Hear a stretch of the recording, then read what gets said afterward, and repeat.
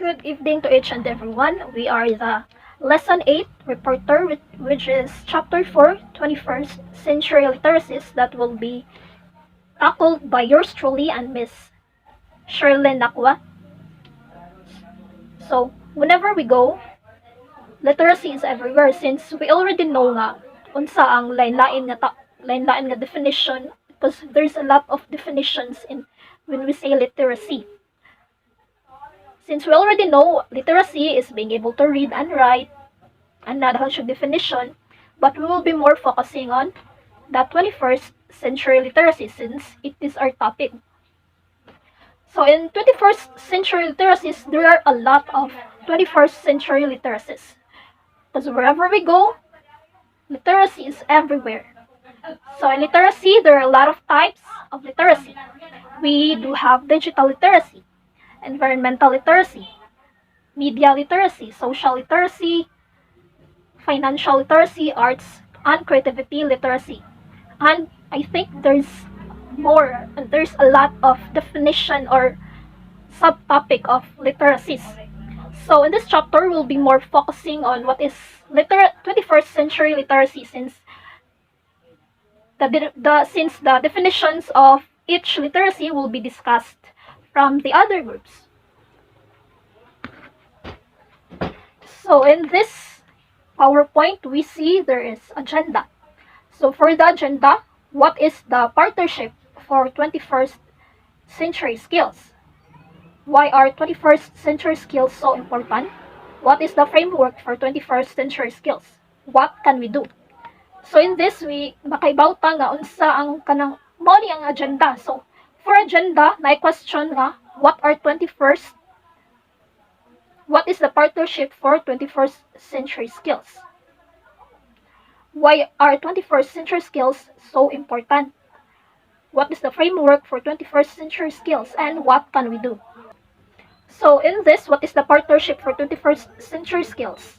So there are group in the US that once or na-include na sila for important skills for today's world.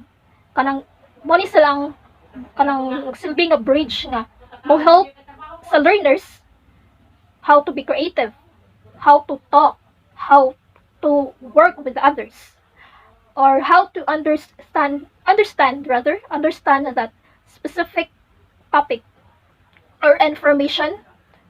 So they want the learners to acquire those skills so that they can do well in jobs and in life nowadays, or when they will be in the true field.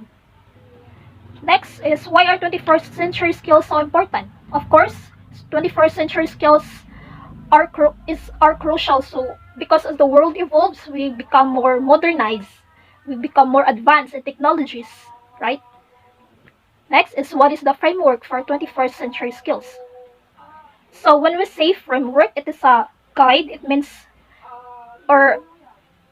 not like guide that that outlines the abilities and knowledge of the learners that need to thrive in today's world.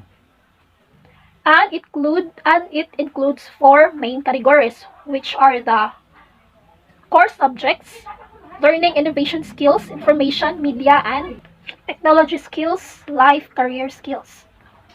As we can see, they're in how to read this 21 members. So here are the 21 members that are included. So here, so next slide.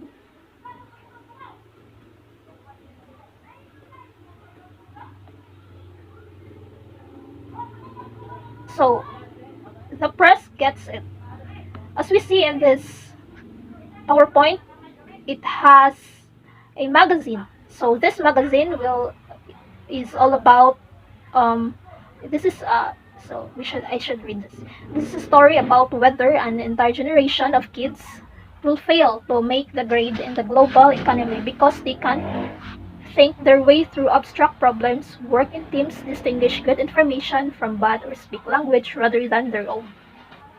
So as we read this phrase, or I mean, yeah, this sentence or a paragraph, giingon dari nga, ang learners ko no, not mostly, but I think yeah, mostly, kay dili kay sila makakuan sila sa mga abstract reasoning. So, murag lisod sila na.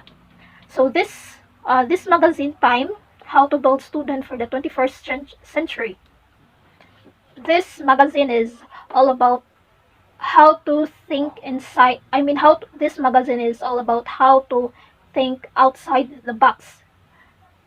It means analyzing this magazine could have a crucial help how to develop the learners in 21st century. The content of this magazine includes steps, sharing of skills, information, analysis, and etc. So in this question, why are 21st century skills so important? As I already said, century skills is so important since we are in a developing country. We are in a modernized world, modernized technologies. So this could really help to, advancing of media or any other literacies. And of course, when we do have advanced technology, the atuang kanang mga work will be easier and less time consuming. Here are the workforce requirements survey. So sa kaning workforce requirement survey, mo ni siya ang kung kun ka og work, naa siya kanang who siya og basis ani siya. Mo ni siya. So for the basic knowledge skills, naa siya English language spoken, of course. Reading comprehension in English, writing in English,